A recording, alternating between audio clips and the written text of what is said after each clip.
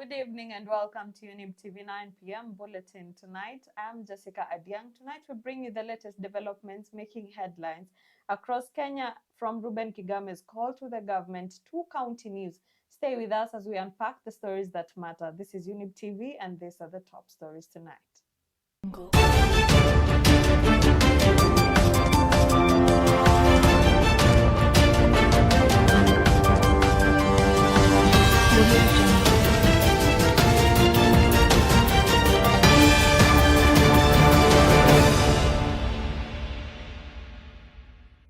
Wapiga kura alienda kwa station, alipata kwamba tayari amepigiwa kura.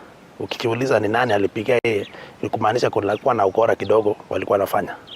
Ya pili, unaona mwenye alikuwa wale walienda, wale walibariki, tayari walikuwa wanapiga kura. Ukiangalia kwa stations zingine, kuna wale at least walipiga kura na hawakuwa tayari walikuwa wameenda.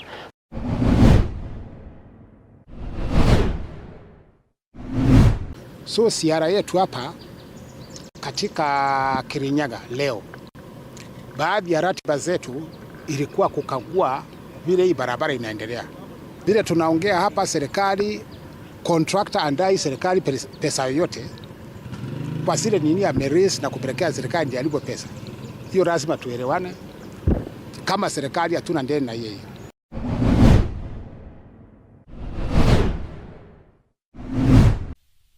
We demand that the government officers who have been mentioned in corruption cases must resign or step aside until their cases are investigated and conclusively determined. This will show seriousness with which the government handles corruption cases.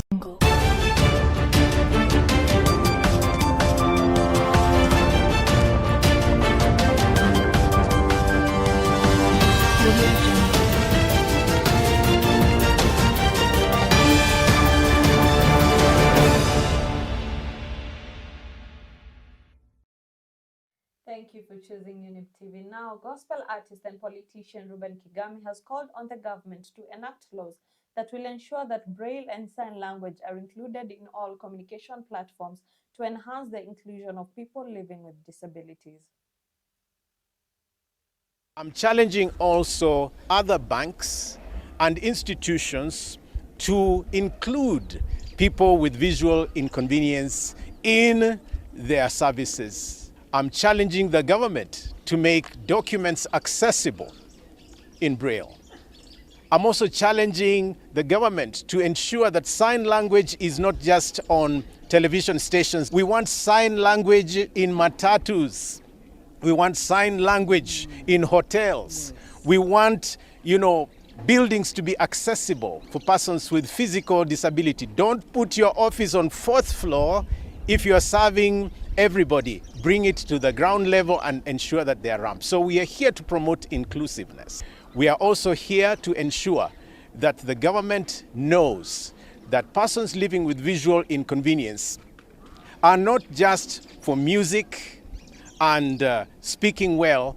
We are here for ICT. We are here for cookery and cuisine. We are here for law and education courses. We are here even for counseling courses and other programs that are scientific in nature. Now, the Anglican Church has now condemned corruption cases that are said to have continued to take root at the grassroots level.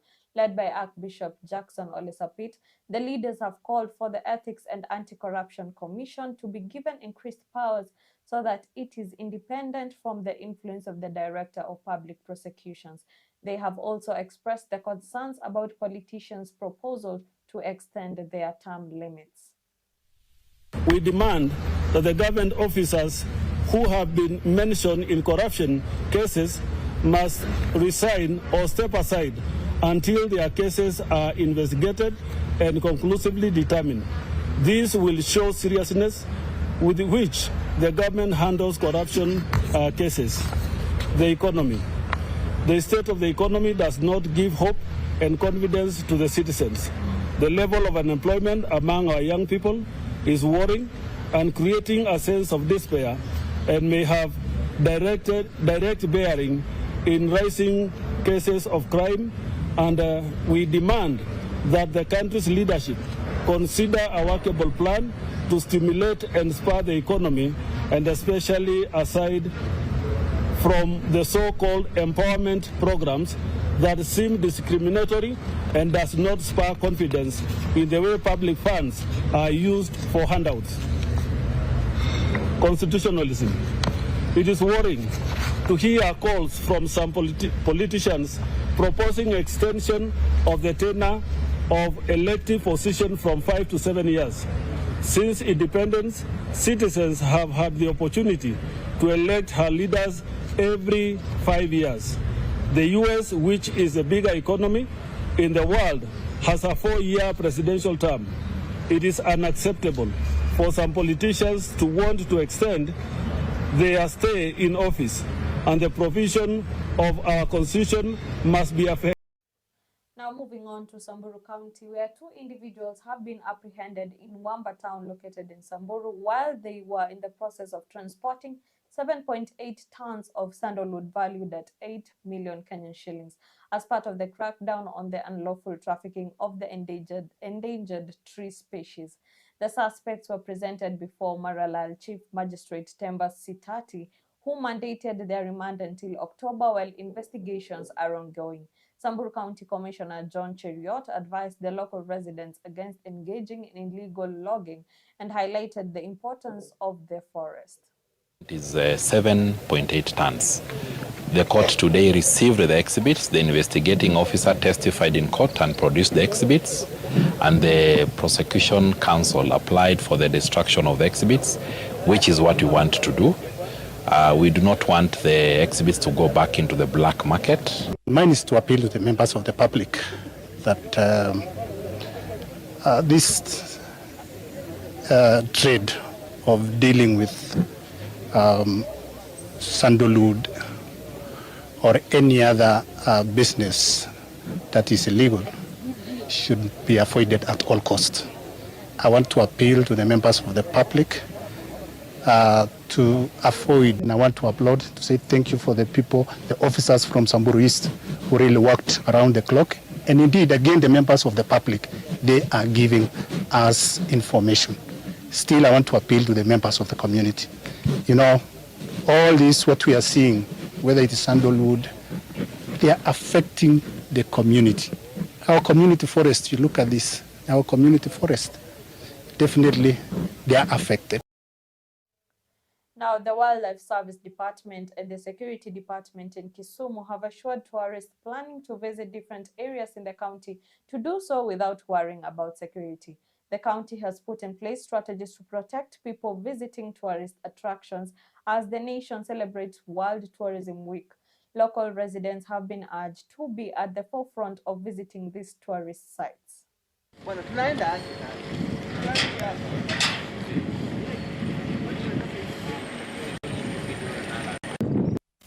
I want to take this opportunity to invite everybody within Kisumu, outside Kisumu, anywhere to come to Kisumu, and especially at Kisumu Museum as we celebrate the Tourism Week. The national government has also accorded all the counties, all the 47 counties, an opportunity for the people to visit the parks on the 27th, free of charge. We invite all Kenyans to take advantage of this opportunity to explore, learn and celebrate the wonders of our parks, reserves and sanctuaries, which are not just Kenya's stride or pride, but the world's heritage. Is to welcome all people to visit all what Kisumu has to offer in terms of scenery, and also to affirm that your security is guaranteed. Every measure has been put in place to ensure that all citizens visiting different places within Kisumu are safe. We are going for a short break, but keep it Younib for more updates.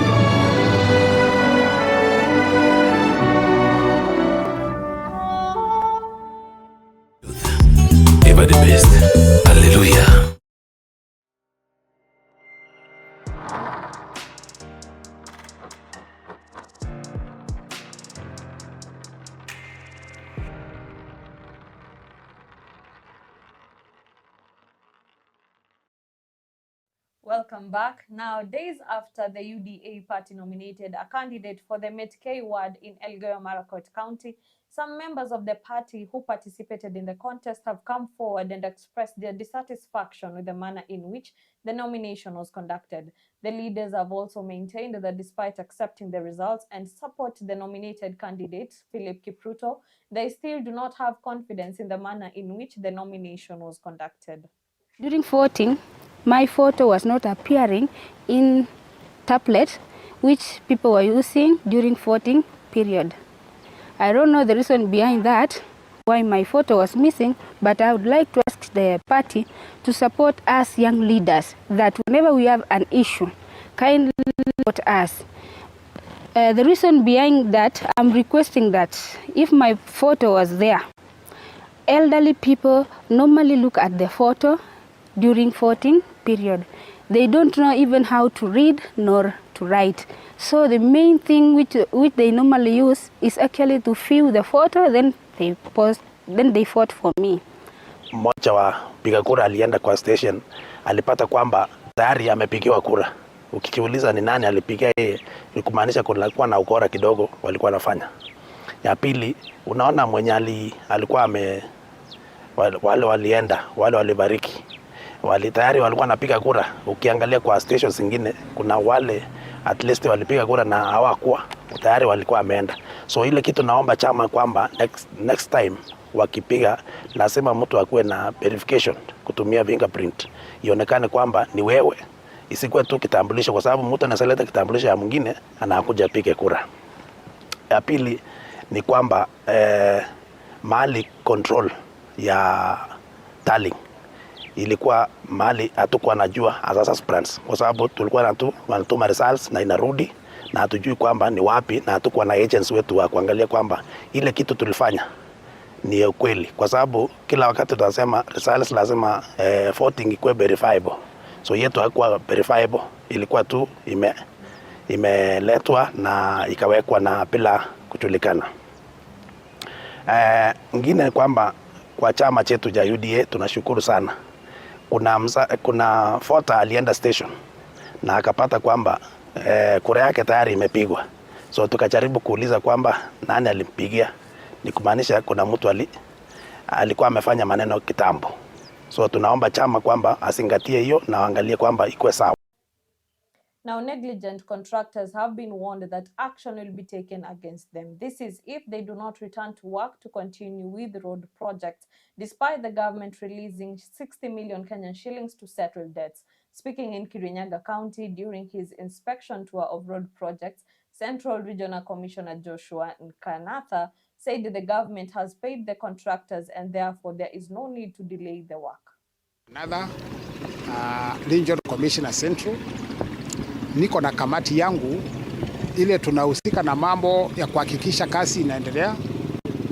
Tuko na Regional Police Commander Dani, tuko na engineer in charge of the resident engineer hapa, tuko na contractor, you can see, tuko na county commissioner, tuko na government delivery unit, na wengine wale wako hapa na wengine wako mbele na wengine wanatungojea.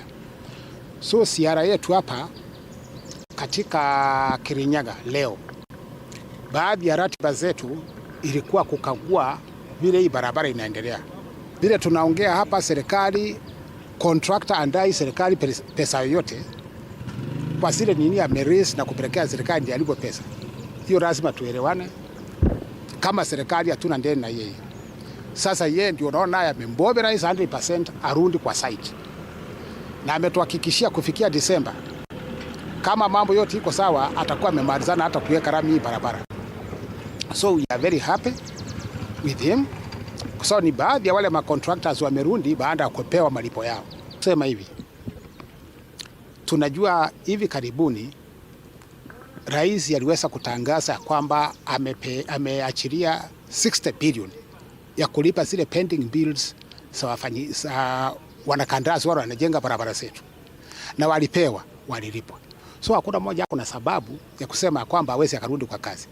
So sisi yetu tumeamua tuanze katika eneo hili letu ya kati kusungua kuona ni nani huyu ambaye hajaanza kurudi kwa kazi na alikuwa amelipwa pesa zake. Kama tuko na wao, tutaweza kurecommend ile taratibu zinapaswa kuchukuliwa, including kuwasimamisha kazi na kublacklist company zao kuwa asiwezi kufanya. Now, 2 individuals tragically lost their lives in Juja when a water tank they were working on collapsed. Another worker is in a critical condition and is undergoing treatment at a hospital in Thika. Juja Deputy County Commissioner Daniel Ndege said that the incident took place yesterday while 5 employees from the pulp and paper company were engaged in the repair of the tank. The structure, constructed from iron sheets and reinforced with concrete pillars, collapsed during the repair work. Vile tunaona ni kwamba kama pillars collapse ni kwamba kulikuwa na negligence on the part of the company, lakini tunataka hiyo uchunguzi ifanywe, na ikibainika kwamba kweli mwenye kampuni ndiye alikuwa na makosa, atachukuliwa hatua za sheria, ikiwamo ni kufidia hiyo maiti ama mauaji ambayo yamefanyika. Na going forward, we have asked the inspectors wale ambao wanafanya approvals za mijengo wasiwe tu ni kuapprove, wahakikishe kwamba kuna standards zile ambao zimewekwa zinaweza kuzingatiwa na wale ambao wanafanya ujenzi. So we are going to do extensive inspections, not kwa hiyo tu, lakini pia kwa other construction sites, tuhakikishe kwamba maafa kama haya hayawezi. Now, the Garissa County branch of the Kenya Union of Post-Primary Education Teachers, KUPPET, is urging the government to reverse its decision to place junior secondary learners in primary school, advocating instead for their placement in secondary schools as originally intended. Additionally, the teachers are advocating for the independence of junior secondary schools, allowing them to establish their own frameworks as a separate entity.